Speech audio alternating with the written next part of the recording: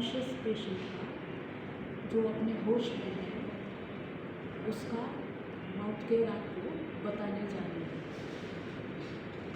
सबसे पहले तो आपको ट्रे कंटेनिंग सामान जो लेना है वो ब्रश और पेस्ट आपको लेना है और उसके बाद आपको एक किडनी डिश लेना है।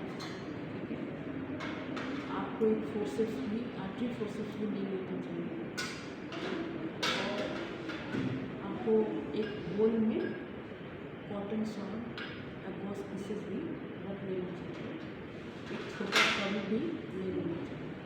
ठीक है, और आपको एक आउंस ग्लास में या फिर छोटे जग में आपको पानी ले लेना चाहिए ताकि आप उसको वेट कर सकें और पेशेंट को गार्गल कराने के लिए भी काम आ जाए। तो सबसे पहले तो पेशेंट का फाइल आपको चेक करना चाहिए ताकि आप ये देख सकें कि उसको आप माउथ केयर दे सकते हैं या नहीं दे सकते। फाइल चेक करने के बाद आप सामान जो आर्टिकल्स आपने जमा किए हैं उसको आप उसके बेड साइड पर ले करके आ जाएंगे। आपको जो है हमेशा ये याद रखना चाहिए कि आप पेशेंट के राइट साइड में खड़े होकर कोई भी प्रोसीजर करें, लेकिन there is no hard and fast rule. अगर ऐसा किसी दूसरे कंडीशन में आपको कहीं लेफ़्ट साइड में भी खड़ा होना पड़े तो आप खड़े हो सकते हैं। तो अभी हम स्टार्ट करते हैं माउथ की। और ये पेशेंट जो है कॉन्शियस है और आप देख ही रहे हैं कि ये डमी है, तो हम जितना भी डमी के ऊपर कर सकते हैं। लेकिन जैसे कॉन्शियस पेशेंट है तो आप उसको बता सकते हैं कि ब्रश और पेस्ट ले करके वो पेस्ट भी कर सकता है और आप उसकी मदद कर सकते हैं। तो जैसे ये है जो उसको खोल करके आप पेस्ट करके और उसको दे सकते हैं, वो अपने आप ब्रश कर लेगा और आप इसको मान लीजिए ये डमी नहीं है और पेशेंट है तो वो अपने हाथों से अगर कर सकता है तो वो अपने हाथों से कर लेगा और आप उसको थोड़ा सा आप उसको पानी उसको करके वो कुछ खुला सा कर लेगा, गार्गल कर लेगा और आप उसको किडनी डिश में आप उसको थूकने के लिए आप उसको पानी जो है मुँह खुला करके और किडनी डिश में आप उसको बोल सकते हैं निकालने। और इन केस अगर पेशेंट जो है अगर इस लायक नहीं है कि वो अपने आप ब्रश कर सके तो आप आर्टरी फोर्सेप्स को इस्तेमाल कर सकते हैं और कॉटन पीस या गॉस पीस को ले करके उसको आप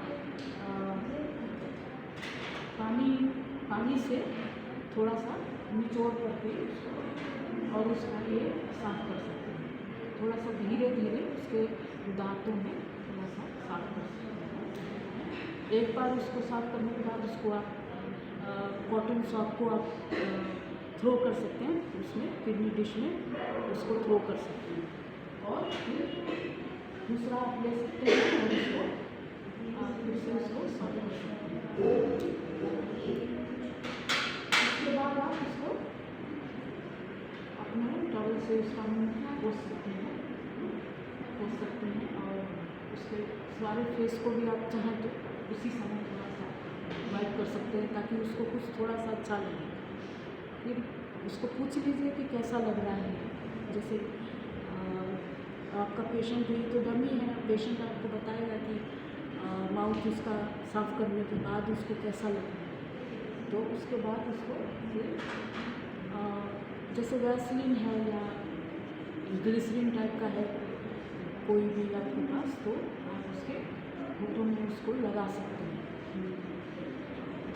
ग्लिसरीन है उसको छोटे कॉटन स्वॉब में ले करके और उसको थोड़ा सा उसके होठों पे लगा सकते हैं ताकि उसके होठ फटे नहीं और उसको फिर कंफर्टेबल पोजीशन में रख सकते हैं।